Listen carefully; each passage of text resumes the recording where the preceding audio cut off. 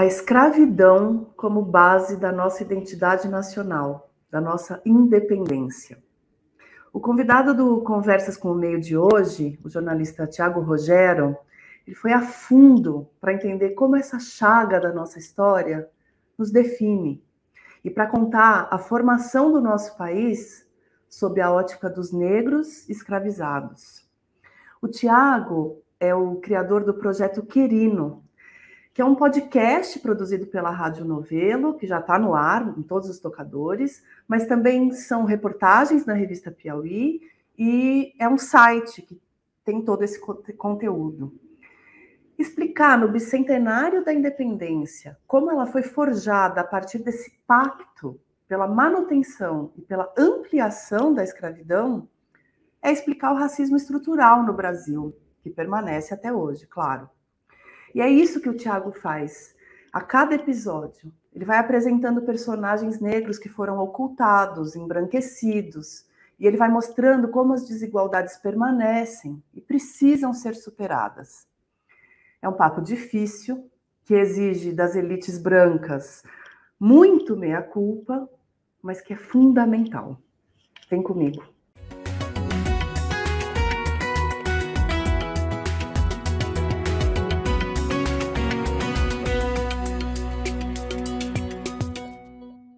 Olá, Tiago Rogero, tudo bem? Bem-vindo, obrigada por aceitar nosso convite. Oi, Flávia, obrigado pelo convite, é um prazer estar aqui. Joia.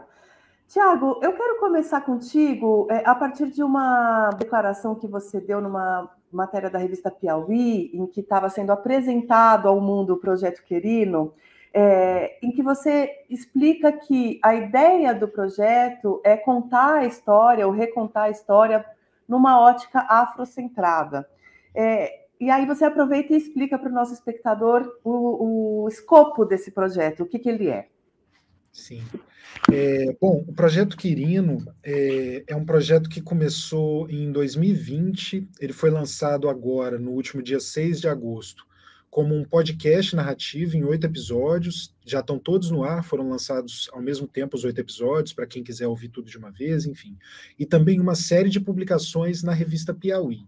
A ideia é olhar para a história do Brasil, os principais momentos da história do Brasil, com um olhar afrocentrado. E isso significa mostrar não só o protagonismo das pessoas negras nesses momentos, como, por exemplo, a independência do Brasil, que este ano completa 200 anos, mas também mostrar o peso que a escravidão teve sobre a formação do Brasil e a responsabilização, buscar uma responsabilização também das pessoas brancas, das elites brancas, quais foram as escolhas que elas fizeram de forma reiterada, inclusive ao longo da história, que fizeram com que o Brasil fosse esse Brasil de hoje, que explicam esse Brasil de hoje, que possibilitaram tanto os privilégios que até hoje são perpetuados por essas elites, no caso pelos descendentes das pessoas que tomaram essas escolhas, mas também o que explica que o país tenha mais de 30 milhões de pessoas hoje em situação de fome, e o que explica que a grande maioria entre essas pessoas,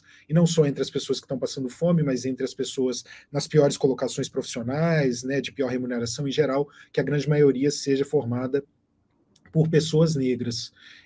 Então, em resumo, é isso que é o Projeto Querino. Assim, é importante, a gente sempre gosta de falar também que esse projeto tem uma inspiração muito, muito clara e posta num projeto que foi feito em 2019 pelo The New York Times, pelo jornal The New York Times, que chama The 1619 Project, o projeto 1619, que ele reposicionou como data de fundação dos Estados Unidos, não o ano da independência, 1776, mas 1619, que é o ano em que chegam ao território, né, chegaram ao território que depois se tornaria os Estados Unidos, as primeiras embarcações, ou a primeira embarcação trazendo africanos escravizados. Então a gente se inspirou nesse projeto para começar em 2020 a fazer o Projeto Querino, e que foi lançado agora neste mês de agosto.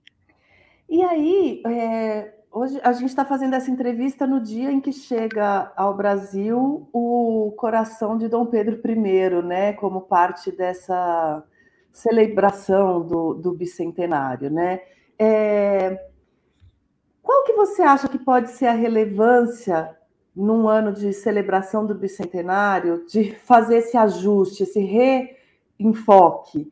Principalmente no momento em que forças políticas tentam sequestrar essa celebração, para além de ela já ser super embranquecida historicamente, há ainda uma tentativa de um sequestro político de uma narrativa que é muito vinculada às ideias racistas mais reacionárias possíveis. Então, me fala desse momento para o lançamento do Projeto Querino. Sim, o Projeto Querino foi lançado no 6 de agosto, né, um 6/8, e não por acaso, a gente pensou nisso, a gente queria que ele fosse lançado antes da independência, calhou de ser no 6 de agosto, que conversa muito com o 7/9, né, com o 7 de setembro, mas porque a gente entende que esse é um ano de disputa de narrativas, né, como você disse, por exemplo, o nosso primeiro episódio do podcast, ele está concentrado em contar a história da independência do Brasil.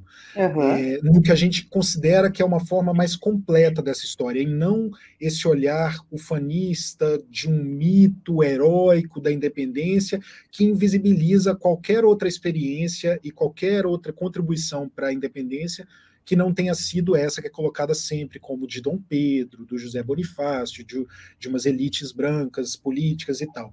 Que ao contar essa história de forma completa, a gente não diz que Dom Pedro não teve participação, que José Bonifácio não teve participação, mas a gente coloca as coisas em seus devidos lugares, assim, e coloca sem uma coisa que é muito importante, assim, que eu gosto sempre de falar quando falo do Quirino, sem cometer exageros. As frases que a pessoa que for ouvir o podcast, quem já ouviu, quem for ouvir, vai reparar que tem frases muito fortes, tem posicionamentos firmes, e frases que podem parecer frases de efeito ou algo do tipo, mas não há exagero, é tudo muito embasado em documentação, em bibliografia, em documentos produzidos, encontrados por outros historiadores, né? Além dos historiadores, aqui a gente recorre nos próprios episódios. Eu não sou historiador, sou jornalista, e a gente dá sempre muito crédito a esses historiadores que estão revelando as informações que a gente está colocando ali, mas a ideia foi fazer a independência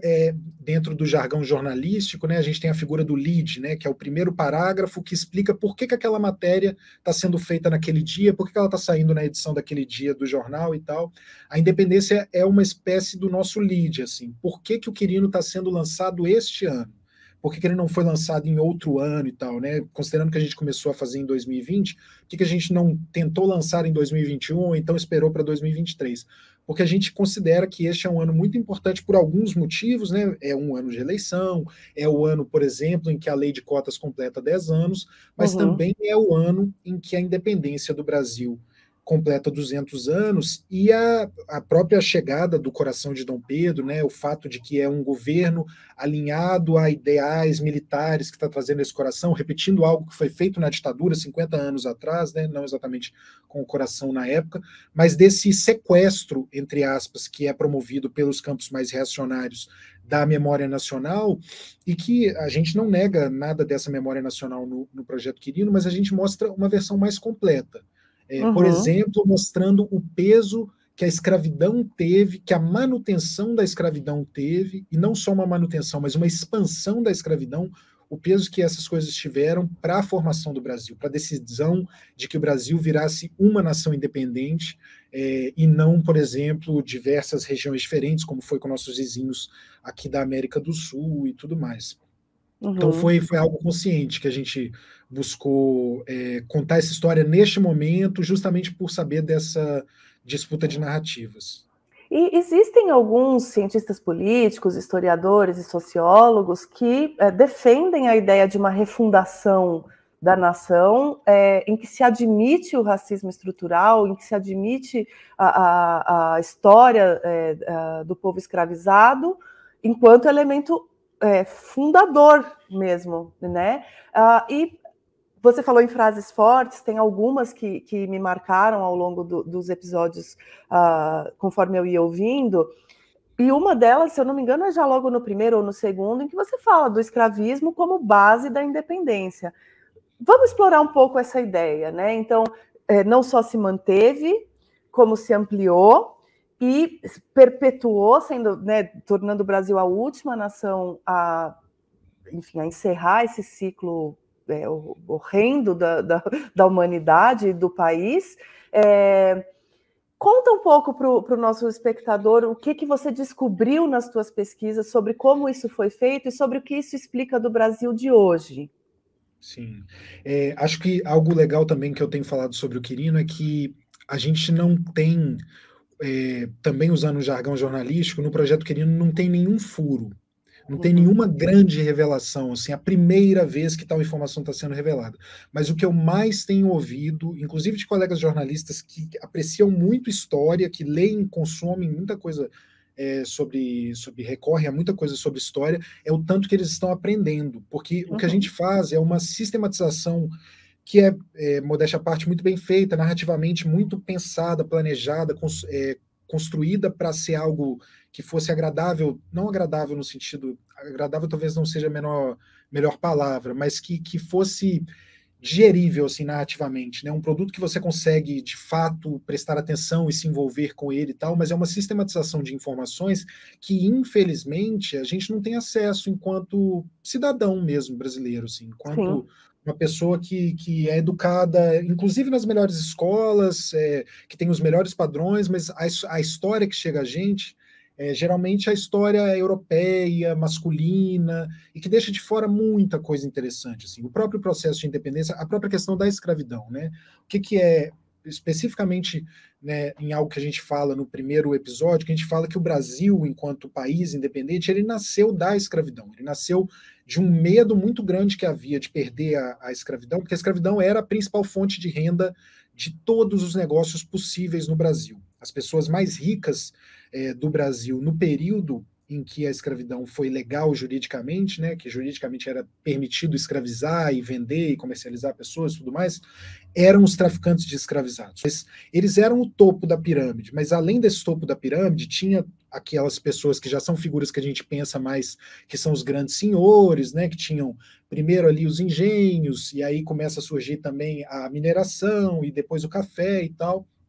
Eles se beneficiavam diretamente da escravidão. Se não houvesse escravidão, não se viabilizariam esses negócios e não gerariam as riquezas que geraram, mas a sociedade brasileira não era uma sociedade só que tinha escravidão como elemento, ela era uma sociedade escravista, então toda a economia estava baseada na escravidão, inclusive o dono de uma lojinha, ele podia, e ele às vezes tinha um escravizado que trabalhava ali junto com ele.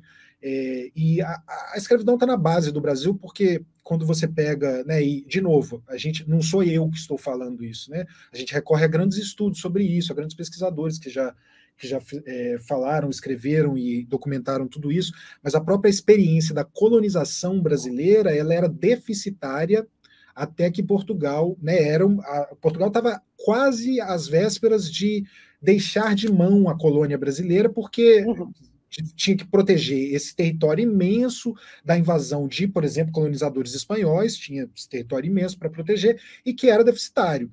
Ele só começa a se viabilizar economicamente a partir do momento que começam a escravizar os indígenas primeiro, e depois Portugal é a grande mente e o grande braço que inventa essa forma moderna da escravidão, que é uma forma mercantil, né? A escravidão é um elemento que faz parte da humanidade há bastante tempo, mas quem inaugura essa forma mercantil, em que a escravidão não é mais uma condição que poderia ser antes, por exemplo, por uma disputa de guerra, e aí o perdedor era escravizado, e aí ele tinha uma condição que ele ficaria escravizado por um tempo, poderia até ser libertado e tal. Quem cria essa condição de escravidão como moeda, e como uma moeda para fazer muito dinheiro, volume, tráfico transatlântico e tal, é Portugal. Como uma commodity nacional, né, quase.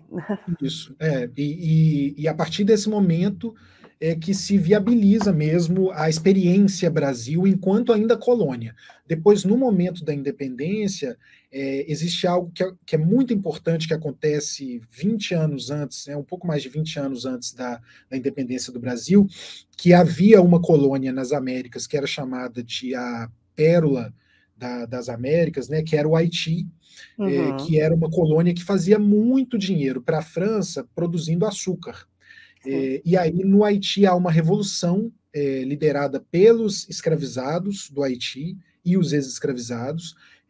Inclusive, eles matam os senhores brancos, tomam o poder da ilha, e existe essa experiência. Aí, França, já sob domínio do Napoleão Bonaparte, tenta derrubar essa revolução, perde várias vezes, enviam milhares de militares para o território do Haiti, perdem, o Haiti se torna a segunda nação das Américas a se tornar independente, atrás só dos Estados Unidos, né, que aconteceu em 1776, e o Haiti se torna a primeira nação independente a libertar, a não ter mais escravidão. Né? E essa sombra disso fica pairando sobre o Brasil, nesse momento de turbulência do Brasil, que o Brasil primeiro tem, com a chegada da família real em 1808, um momento de explosão, aqui era uma colônia que já se desenvolvia, mas que ela tem uma explosão de interesse, quando surgem, por exemplo, as primeiras faculdades no Brasil, né, a partir da chegada da família real, que vem fugida do Napoleão, né, o Napoleão vai ocupar Portugal, a família real, Dom João VI, e seus filhos, eles vêm para o Brasil, e depois desse momento de explosão da economia, é quando são fundadas as primeiras faculdades, que também mostram como que Portugal não se importava tanto assim com o Brasil, né? Porque só a partir de 1808 que a gente vai ter essa preocupação, de fato, com a educação, tem essa explosão de interesse de economia e do próprio comércio brasileiro e dos produtores aqui, por causa da questão da abertura dos portos, que a gente não precisava mais negociar só com Portugal, mas passa a negociar com outros países também, como, por exemplo, a Inglaterra, que era nosso principal parceiro, né? Comercial. Quando a Inglaterra, aliás, quando Dom João, por uma série de convulsões sociais que estão acontecendo por causa desses anos de abandono da dinastia, da monarquia lá em Portugal, quando Portugal exige o retorno de Dom João, o Brasil está nesse momento de conturbado e tudo mais, e a escolha por formar uma nação independente, ela passa muito por esse risco de que aqui pudesse haver um novo Haiti. Se deixa uma coisa muito desregulada, pode haver um novo Haiti, se os estados, se as diferentes províncias, né? Por exemplo, hoje o Brasil ainda é tão marcadamente diferente, né? Os seus estados, culturalmente, ideologicamente, eles são tão diferentes. Imagina como era naquela época em que a comunicação não havia, mas decide-se formar essa unidade. E essa unidade em torno do nome de Dom Pedro, muito por causa dessa necessidade de manter a principal fonte de renda, que era o trabalho escravizado. E isso parte de um compromisso, inclusive, a própria viagem que vai resultar no mito, né, da independência, no grito do Ipiranga, do 7 de setembro e tal. Naquele momento, Dom Pedro, o que ele está fazendo é fazendo uma visita por grandes proprietários de escravizados da região sudeste e falando para eles, a gente vai ficar independente, e a gente ficando independente, você pode ficar tranquilo que a propriedade vai ser assegurada e que a escravidão vai continuar, você vai poder continuar escravizando. E o que se segue depois disso é uma euforia que se reflete, por exemplo, nos números de importações de africanos escravizados, né? Os números de africanos escravizados que são desembarcados no Brasil, eles explodem depois da independência numa euforia generalizada também, e que resulta em importação de corpos, né, e de vidas de pessoas que não queriam estar naquela condição, obviamente, e que chegam aqui e passam por todo tipo de tortura, desde o fato de não poder professar a fé ou ter o próprio nome, até jornadas de trabalho extremamente extenuantes, enfim, tudo mais que está relacionado à barbárie que foi a escravidão. E aí, então, na visão do que vocês pesquisaram, do que os historiadores, e, enfim, esses pesquisadores compilaram, esse pacto pró-escravidão, inclusive expandindo a escravidão, que funda o Brasil nação. Isso. E que marca desde então, certo? Que vai dar as bases para que o país se desenvolvesse, para que logo depois do que acontece disso, inclusive passar desse momento de euforia pós-independência, economicamente as coisas, e também a independência ela vem no momento ali que o Brasil está logo depois da explosão do ouro e tal, o ouro começa a rarear, de uma forma geral, a economia brasileira já não está indo muito bem. Logo depois disso, vai começar a explosão do café, e para a explosão do café há um novo compromisso em torno da escravidão, né? Porque sem a escravidão eles não conseguiriam tornar aquele produto viável economicamente, ele não teria o preço que ele tem, ele não daria o lucro que ele está dando para essas pessoas, e aí há um novo acordo, e esse é um acordo, inclusive, ainda, não sei se dá para dizer que algum é menos cruel do que o outro, mas esse é um que fica ainda mais cruel porque ele se dá no momento que o Brasil, inclusive, já tinha aprovado uma lei, agora a gente já está falando ali da década de 1830 para frente, quando o Brasil tinha aprovado uma lei para proibir o tráfico de escravizados pela primeira vez. Mas aí sobre isso a gente pode falar também em mais detalhes. Mas uma coisa que me chama muito a atenção, logo, se eu não me engano, no segundo episódio, é a forma como recontar essa história numa ótica afrocentrada é revelar aos ouvidos menos treinados a existência de personagens que ou foram propositadamente ocultados, ou foram esquecidos, ou eram simplesmente desconhecidos.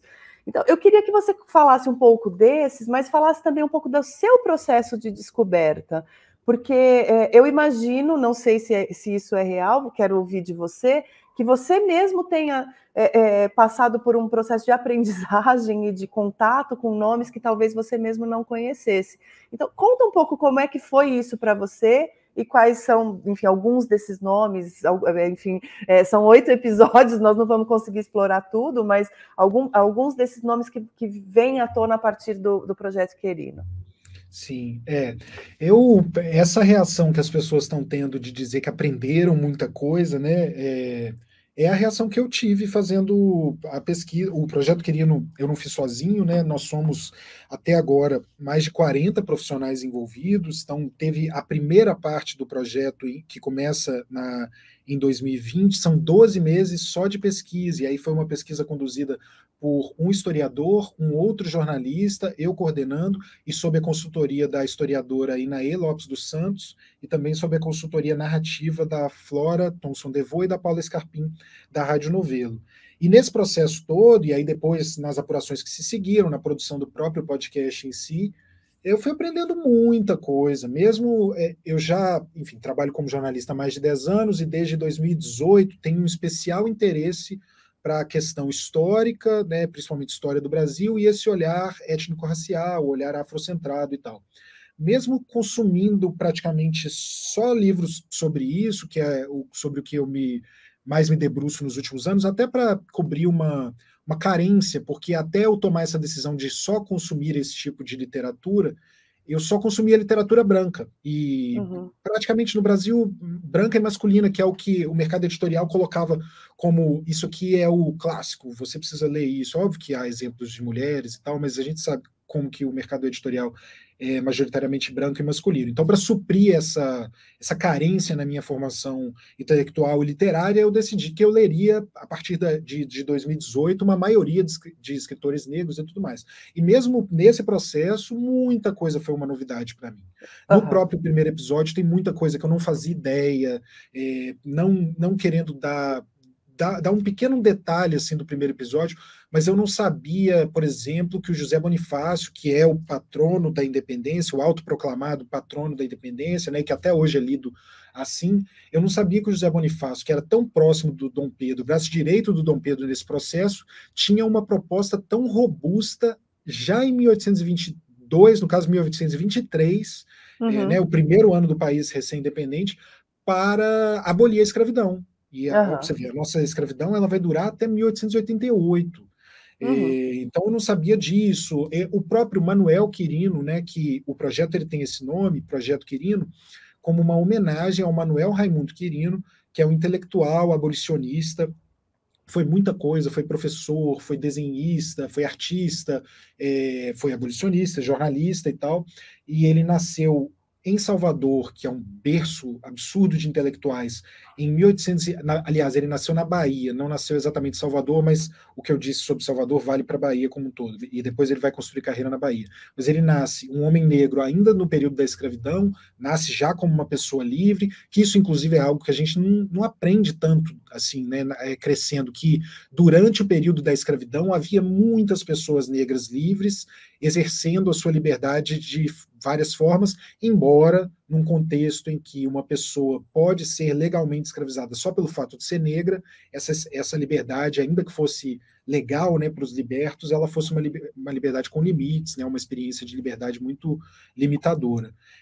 Mas eu fui aprendendo muita coisa. O Manuel Quirino era uma figura que eu não conhecia antes da pesquisa para esse projeto. E a gente usa o nome dele para... A gente dá essa homenagem a ele, batizando o projeto com o nome dele, porque ele é o primeiro intelectual brasileiro a tratar positivamente, dentro da nossa história, a incluir na nossa história a contribuição do africano e do afro-brasileiro. Ele, diferentemente do mito que até hoje existe, que é aquele mito das três raças, né, na construção da história do Brasil, o europeu veio com a inteligência e ele coordenava, ele era o grande chefe, ele era o grande pensador. O africano deu o trabalho como o africano escravizado e o índio deu o amor pela mata, enfim, que é esse mito das três raças. O Manuel Quirino vai dizer, olha, a participação do africano e do afrodescendente para a formação do Brasil, ela foi determinante, ele é o protagonista, ele trata o africano e o afrodescendente, inclusive, por uma palavra que é super interessante, que é como colono. Uhum. Ele não é só o escravizado, o que já era, enfim, o escravizado era quem já fazia a maior parte do trabalho, se não todo o trabalho, mas ele também está presente pela sua agência e com uma contribuição intelectual nesse trabalho e tal, e que a gente tenta expressar nos episódios de várias maneiras, por exemplo, falando sobre as contribuições dos africanos e dos seus descendentes para o desenvolvimento da siderurgia no Brasil e tal, coisas que são invisibilizadas até hoje. E aí, acho que a gente chega num ponto muito marcante da série e do conteúdo, que é o da linguagem, e que eu queria tratar um pouco com você.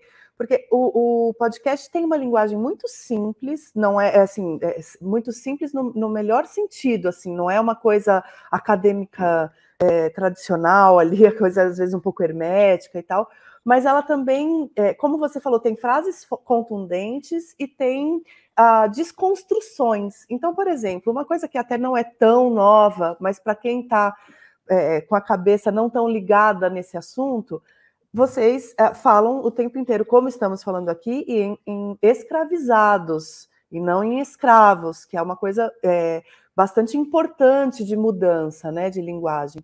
A outra é uma frase que me marcou muito, que você fala de forma muito contundente de como, eu vou até pegar aqui a minha anotação, de como a colonização europeia foi, sobretudo, uma marca da colonização europeia foi, sobretudo, a preguiça.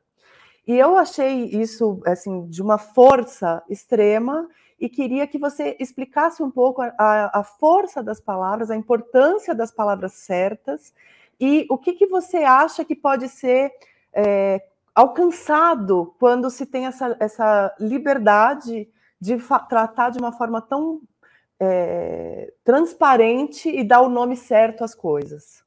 Sim, como eu disse, foi uma preocupação muito, muito grande nossa, que as pessoas podem ter várias críticas ao projeto e tal, ela pode ter críticas muito em relação à forma e conteúdo, embora essas críticas até agora não apareceram, mas naturalmente vão aparecer, porque é natural, né? A gente colocou o projeto no ar. Mas uma coisa que as pessoas não vão conseguir criticar o projeto é falar assim, eles exageraram dados, eles mentiram, eles deturparam dados, porque está tudo muito...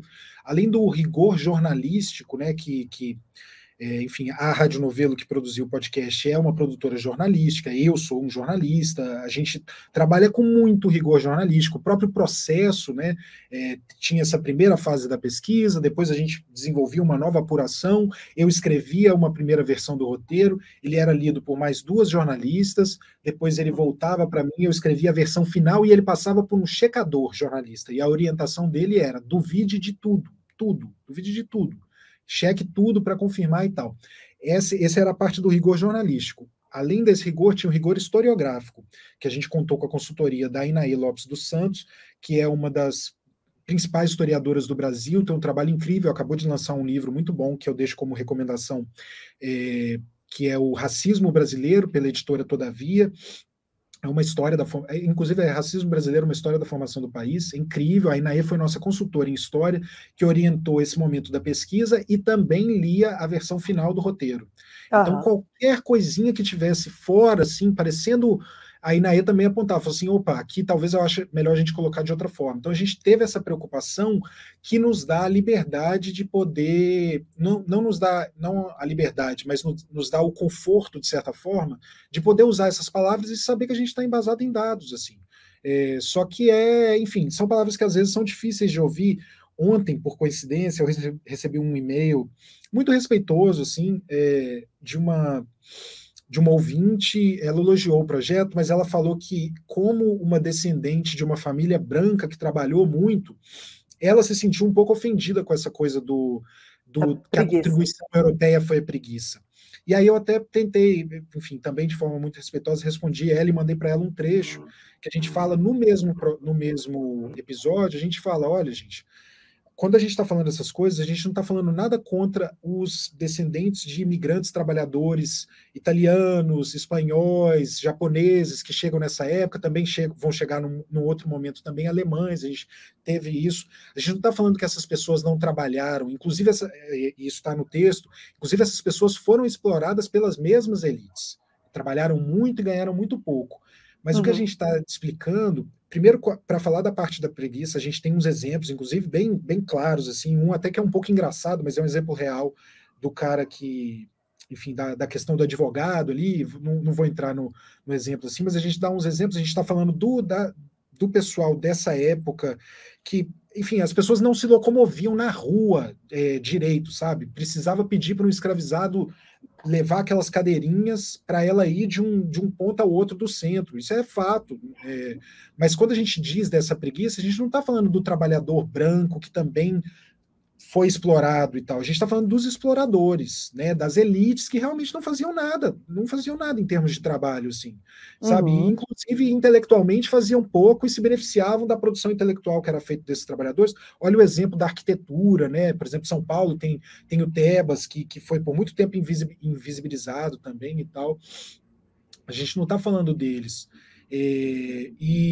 Mas foi uma preocupação nossa, assim, a questão da linguagem, deixar uma linguagem simples mesmo, e quando eu ouço você falando da linguagem simples, eu fico muito satisfeito, assim, porque é uma preocupação nossa, para que ele seja acessível, para fugir do academiquez mesmo, de expressões, enfim, que acabam mais afastando o ouvinte do que trazendo perto, mas e que estão tá dando um retorno muito interessante também, assim, até, por exemplo, um público que eu posso dizer que não era o nosso público pretendido, né, criança, mas tem ouvinte contando de filhos que às vezes pegaram ouvindo e parou e ficou prestando atenção mesmo, conseguiu prestar atenção naquela narrativa e se envolver.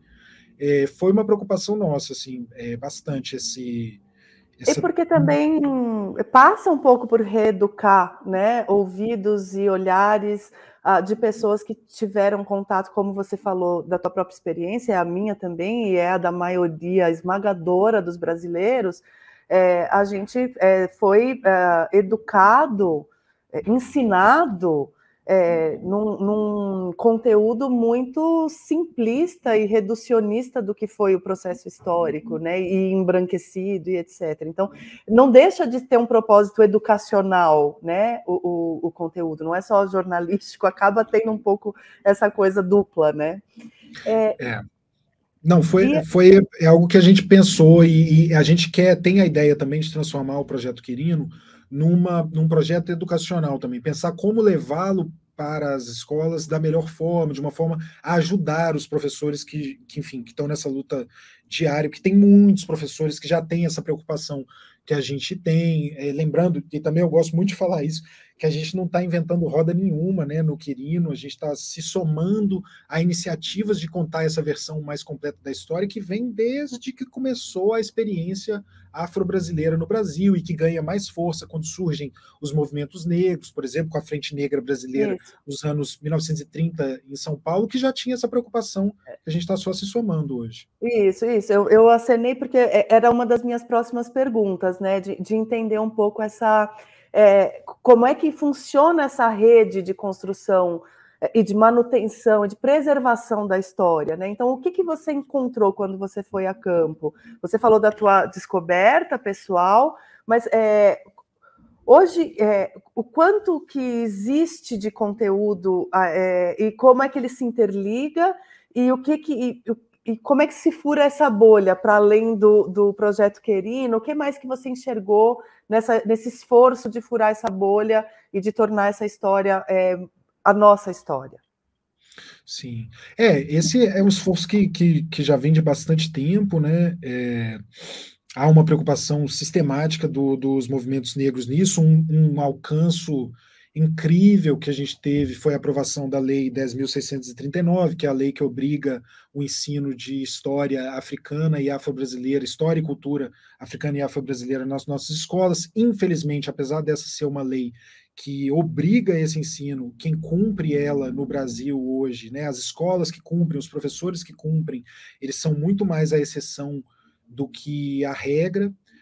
Inclusive, há casos, por exemplo, de escolas que proíbem, no mínimo, o que seria o mínimo dentro da aplicação dessa lei, que seria uma semana da consciência negra. Tem casos de escolas do Brasil que proíbem isso por racismo religioso, por não querer ter uma história que envolva um tambor, por racismo religioso contra religiões de matriz africana. Assim. Uhum.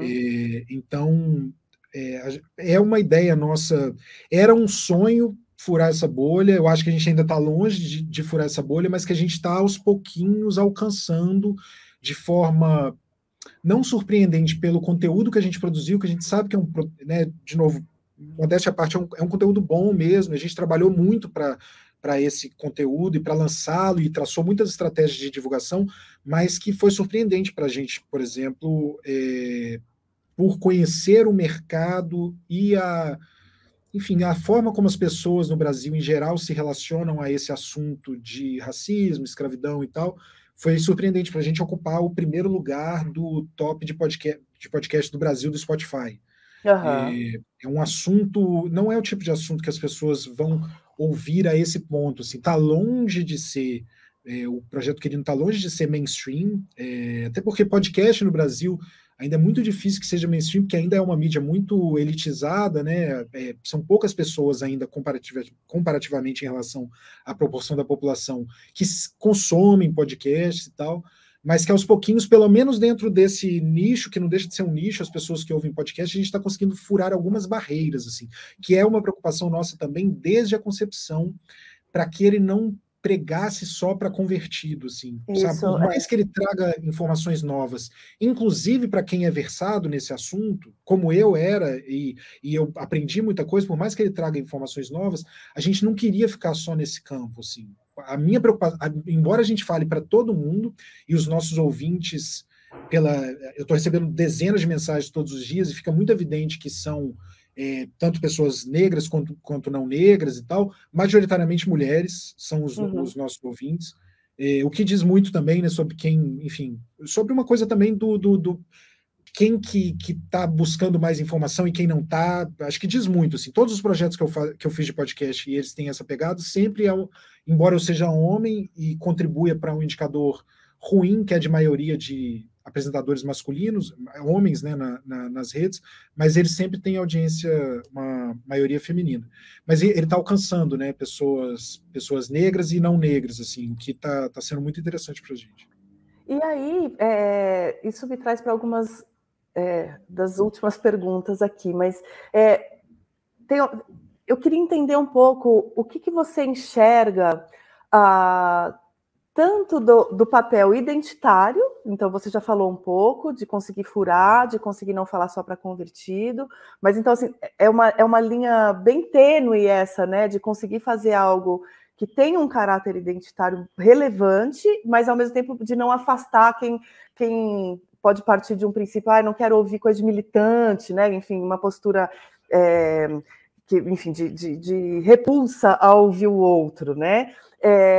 Mas também uma coisa de acerto de contas, porque é inevitável que a gente associe o fato de que quem está bancando esse projeto é uma elite branca, de parte, né, de quem você cobra muito ao longo do podcast, enfim, com toda a razão. Então, enfim, essa trajetória dessa elite branca, como é que você enxerga isso, né? Esse acerto de contas com parte dessa elite? Sim, é importante falar sobre o financiamento, né? O Projeto Quirino, ele é financiado pelo Instituto Ibirapitanga, que é uma organização criada pelo Walter Salles, do cineasta Walter Salles, né? E que faz parte, obviamente, da elite econômica brasileira, né? E ele criou essa instituição para financiar projetos de igualdade racial e de sistemas alimentares. E aí, dentro desse campo da igualdade racial, entrou o Projeto Quirino. Bom, eu acho, enfim, que não só essa iniciativa ou iniciativas assim, né, mas é um tipo de atitude que eu acho que deveria servir como exemplo para a elite do Brasil como um todo, né? Lá nos Estados Unidos, por exemplo, você tem um museu incrível, que é o Museu de História Africana e Afro-Americana, que fica bem pertinho lá do obelisco, né, ali em Washington, na capital. E é um museu maravilhoso, eu tive a chance de ir, no período que eu fiquei lá, eu fui 4, 5 vezes no museu. E ele foi bancado, a maior parte dele foi bancado pela elite branca também, sabe? Tipo, por gente, porque é isso, é um reconhecimento das elites que, ainda que tem uma coisa que a gente fala no Projeto Quirino, que é muito importante também, que as pessoas, quando têm essa ideia da escravidão, pensam em os grandes proprietários, mas a maioria das pessoas que tinham escravizados no Brasil, elas tinham poucos escravizados, elas tinham entre 1 e 5 escravizados, e 1/3 dos chefes de família do Brasil, 1/3 dos chefes de família tinham escravizados. Então, não são só as pessoas podres de rico até hoje no Brasil que descendem disso de alguma forma. São outras pessoas também que já nascem, por exemplo, herdando um apartamento, sabe que, ó, eu não vou precisar pagar aluguel, porque em algum momento, quando eu casar, eu vou para aquele apartamento ali que era do meu pai, que já foi do meu avô e tudo mais e tal. Então, ainda que a pessoa branca hoje não seja uma dessas pessoas, existia um sistema que foi a base de toda a economia do país por mais de 300 anos, e depois que esse sistema legalmente acabou, o país decidiu que ele não ia integrar aquelas pessoas que ele escravizou, que ele explorou por 300 anos. O país decidiu oficialmente, e de novo, aqui não há nenhum exagero na minha fala, ele decidiu que aquelas pessoas não serviam mais, elas só servem se for para subempregos, e assim, para dar uma controlada, assim, elas vão ou ficar no subemprego ou eu vou matar elas. Então é isso que o Brasil, como Estado, oficialmente faz desde o golpe que instituiu a República. E um golpe que institui a República porque são proprietários revoltados com o império que acabou com a escravidão. Então, isso não é o único motivo para o golpe que institui a República, mas é um dos principais motivos para esse golpe. Então, ainda que a pessoa não tenha antepassados que foram escravistas e tal, ela até hoje se beneficia de todas essas relações de trabalho que possibilitam que crianças negras não tenham, por exemplo, oportunidades de estudo, e que aí elas, na hora que o filho dessa pessoa branca, que mesmo não sendo, enfim, descendente de um senhor de escravos, na hora que ele vai concorrer numa vaga de trabalho, ele vai concorrer com um menino que não teve oportunidade de estudo, que não tinha as conexões que essa pessoa tem, que tinha que se preocupar, quando estava na faculdade, não podia se preocupar só em estudar, e estudar com afinco, e fazer um curso de inglês e tal, mas tinha que trabalhar também e tal. Então, tudo se beneficia, mesmo nos cargos mais de pior remuneração. Até muito pouco tempo atrás no Brasil, tinha anúncio, até muito pouco tempo atrás, tinha anúncio de jornal que pedia que a trabalhadora doméstica, que é uma das profissões mais precarizadas no Brasil, fosse branca. As pessoas se sentiam autorizadas a colocar no anúncio de trabalhadora doméstica que fosse uma mulher branca. E isso vai mudar graças à luta de movimentos negros, que são lutas que vêm sempre. Então esse tipo de benefício, ele está posto até hoje, ele continua até hoje. Então eu acho muito interessante essas iniciativas de alguma forma, enfim, de acerto de contas, né? E eu queria que servisse de exemplo para essa elite brasileira que faz muito pouco isso. A elite dos Estados Unidos, não dizendo que os Estados Unidos também está resolvido nessa área racial, porque não está longe disso, mas é uma elite que tem mais iniciativas nesse sentido. E aí vem para um outro ponto que permeia todos os episódios, que é o fato de que você intercala os eventos históricos com eventos recentes ou contemporâneos, com fala de políticos, com fala de vítimas, e então fica muito evidente na construção do roteiro, e conforme a gente vai aprendendo o que é realmente a história por essa ótica, como a estrutura permanece. Um dos momentos, para mim, mais marcantes, e eu vou dar esse spoiler mesmo, vou pedir licença para você para dar esse spoiler, mas para trazer aqui para a nossa entrevista, é o momento em que você intercala a narração de um episódio de um negro preso nos tempos lá da independência, sem motivo, por não lembro quantos meses, e você vai intercalando com a narrativa do Anderson, que é de 2019, que ficou 15 meses preso, sem uma justificativa, e depois se mostrou que a pouca justificativa que existia era falsa, ela não existia, ela não se sustentava. É muito triste ter que falar disso, mas eu queria te pedir para você falar um pouco de como você enxerga essa herança, essa triste herança para os negros de hoje. Então, o que a gente já conseguiu reverter com lei das cotas e etc., e o que ainda permanece é o desafio da gente ir desconstruindo. Felizmente, nos últimos anos, graças a muita luta dos movimentos negros, houve muitos avanços, né? Por exemplo, a gente tem um episódio que é sobre o SUS, que é sobre a história da saúde do Brasil, mas especificamente no SUS. E o SUS, uma coisa que, por exemplo, eu não sabia, é que até a criação do SUS, que é só em 88, não havia assistência, por mais que o SUS tenha muitos problemas, hoje ele está longe de ser o que a população merece, mas não havia assistência de saúde antes do SUS. Então as pessoas estavam largadas à própria sorte, fora algumas poucas iniciativas, né, o INAMPS e tudo mais, mas que abraçavam uma quantidade ínfima da população em relação a quem realmente precisa. Então, houve muitos avanços, e esses avanços, muitos deles, ou a maior parte deles, por causa da luta de pessoas negras. E algo que também a gente frisa é que são avanços que beneficiam não só as pessoas negras, eles partem de lutas de pessoas negras, mas eles beneficiam não só as pessoas negras, como, por exemplo, a lei de cotas, que hoje o primeiro corte é a grande bobagem que se fala sobre a lei de cotas e que as pessoas mal intencionadas ficam repetindo isso à exaustão, é que as cotas deveriam ser sociais e não raciais, sendo que o primeiro recorte da lei de cotas é o social. Você pega as cotas, divide todas as vagas, divide pela metade é para estudantes da rede pública. Dentro dessa cota é que você vai separar para as pessoas negras, para as pessoas indígenas, uma parte dessas que foram separadas, só uma parte, não o todo, né? Enfim. Mas as permanências estão aí, né? As permanências estão, por exemplo, na forma precarizada como a gente lida como a sociedade lida com o trabalho doméstico, né? A gente viu exemplos na pandemia de pessoas trancadas, trabalhadoras domésticas que tinham que ficar trancadas em casa com seus patrões, porque as pessoas não podem, nem no período de uma crise mundial, uma crise sanitária mundial, elas não podem limpar o próprio banheiro, não pode lavar a própria cueca, nem no período de pandemia. Enfim, há muitas... E o próprio fato de que a pessoa negra é um cidadão de segunda categoria no Brasil até hoje, né? É uma vida que vale menos.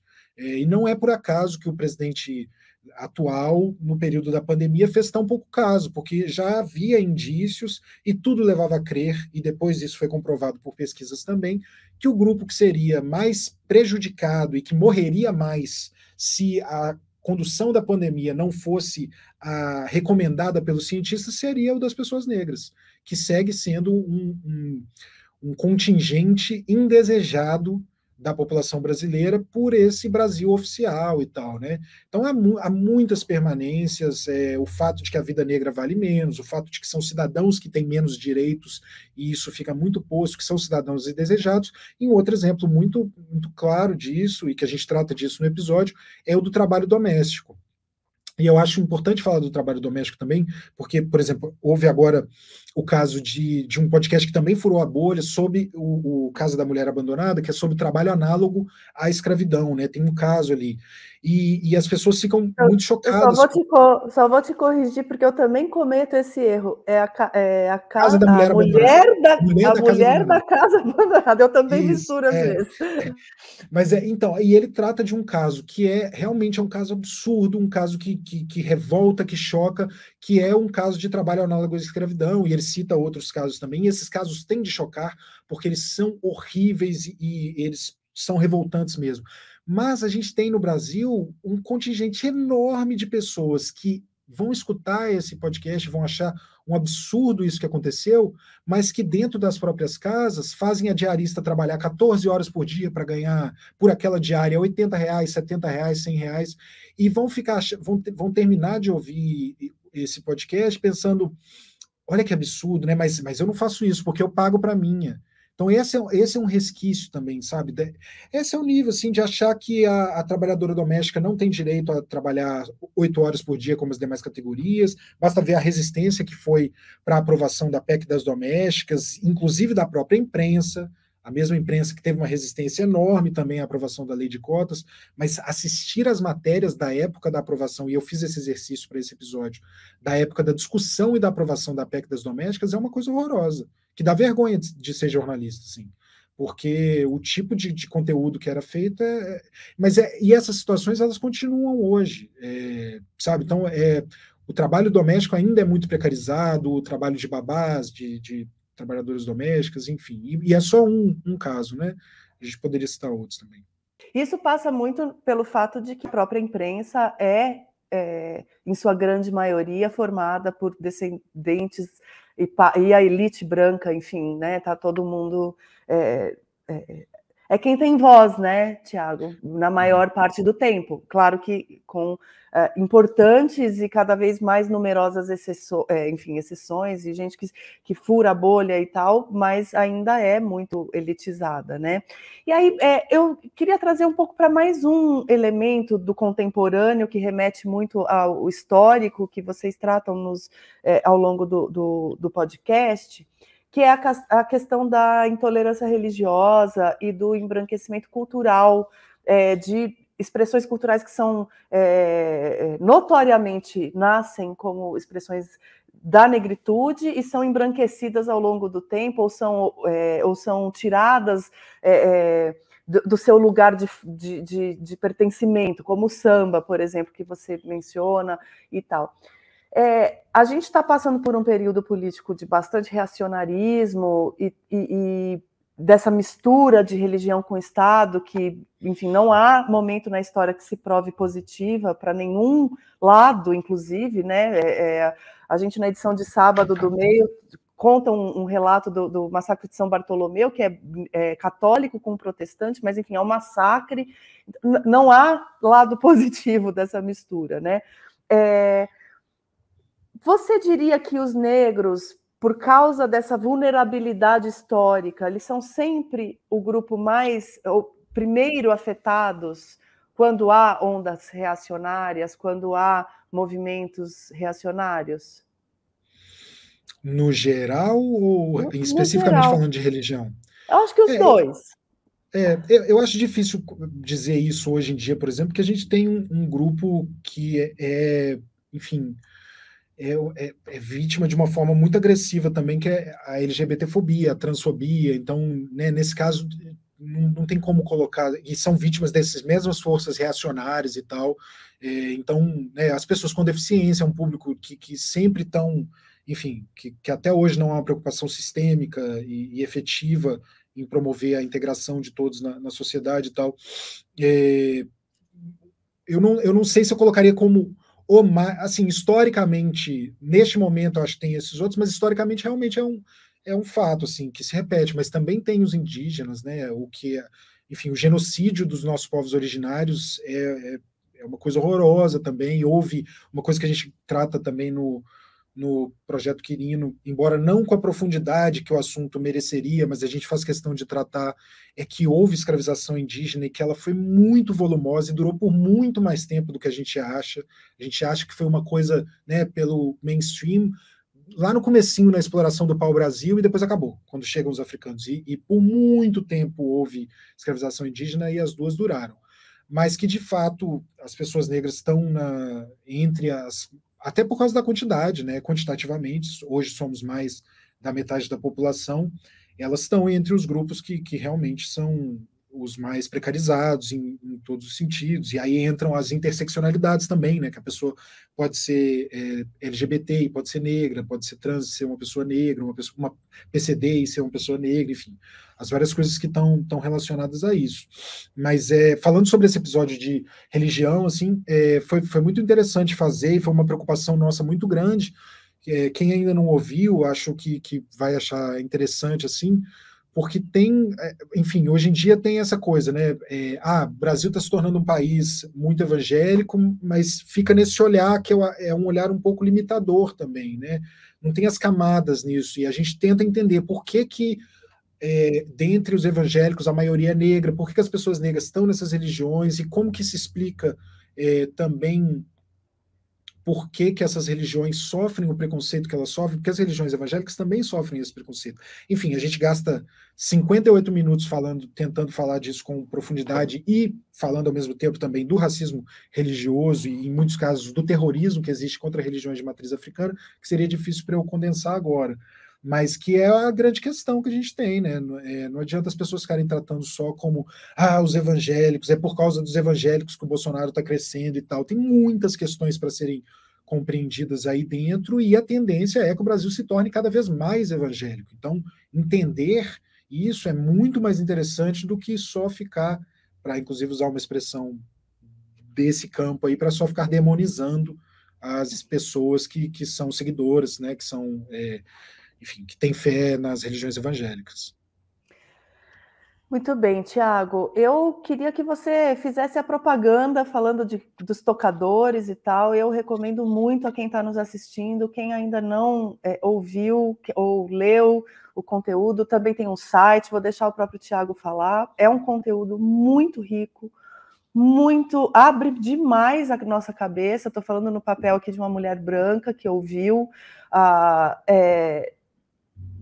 Assim, é a história do Brasil de uma maneira que a gente não está acostumado a pensar, com o protagonismo do povo negro que foi trazido à força para cá, mas que depois se apoderou de ser brasileiro, lutou pela própria liberdade, pela democracia. O último episódio, aliás, se chama Democracia, e isso é uma coisa muito importante. Até se você quiser, antes da propaganda, falar um pouco disso, sabe, Tiago, do quanto o povo negro lutou pela própria liberdade, mas pela liberdade do Brasil, pela democracia no Brasil. E então eu assim, recomendo demais. Obrigado, Flávio. Fico muito feliz que você tenha gostado. O último episódio, ele segue toda uma linha que a gente vem falando, assim, de que muito dentro dessa coisa que eu já citei aqui também, né, que o fato que essas lutas dos movimentos negros, elas beneficiaram as pessoas negras, obviamente, mas não só. E na história do Brasil, e a gente mostra isso com dados, né, muito se fala, né, entre quem não busca o mínimo de informação sobre as cotas, que isso seria uma forma de segregar, né? Vou lembrar de novo que as cotas beneficiam também as pessoas brancas pobres, que não tiveram acesso à educação que elas mereciam, né? Porque todas as pessoas pobres, elas contribuem para o Estado brasileiro muito, né? E proporcionalmente muito mais do que as pessoas ricas, mas elas não recebem em troca, né? Então, essas lutas das pessoas negras, elas beneficiaram a todo mundo, e lembrar, enfim, falando de democracia, lembrar de. Eu não vou dizer a última frase, eu não quero dizer a última frase para não estragar o choque. Mas é isso, assim. Bom, fazendo propaganda, então, do Projeto Quirino, todos os episódios já estão no ar. E as matérias que estão saindo na revista Piauí sobre o selo do Projeto Quirino, dá para encontrar em projetoquirino.com.br, e aí tem os links para todos os tocadores, é gratuito, inclusive a pessoa que não gosta de baixar tocador nenhum, não tem esse hábito, dá para ouvir direto pelo site, apertando play lá num pequeno player que a gente tem lá, e é isso. E dá até para ler, né? E dá até para ler a transcrição. Quem não gosta de ouvir, ou quem tem enfim, algum impeditivo, pode ler a transcrição do episódio. Foi uma preocupação nossa para pessoas com deficiência auditiva que pudessem ler também a transcrição de todos os episódios, e também tem em cada episódio uma lista de todas as referências bibliográficas a que nós recorremos para cada episódio. Que é isso que eu falei, a gente não está inventando a roda, a gente é muito embasado em documento e a gente faz questão de citar também quem produziu esse conhecimento, né? Enfim, a gente não tem nada ali que a gente criou o projeto ali, essa ideia, mas que segue uma sequência também. Então tem as referências bibliográficas para quem quiser também se aprofundar, né? Tem excelentes leituras ali que foram super importantes para a gente e prazerosas, muitas delas muito prazerosas. Excelente. Muito obrigada, Tiago, por participar aqui comigo. Obrigada a quem nos assistiu e até uma próxima. Tchau, obrigado.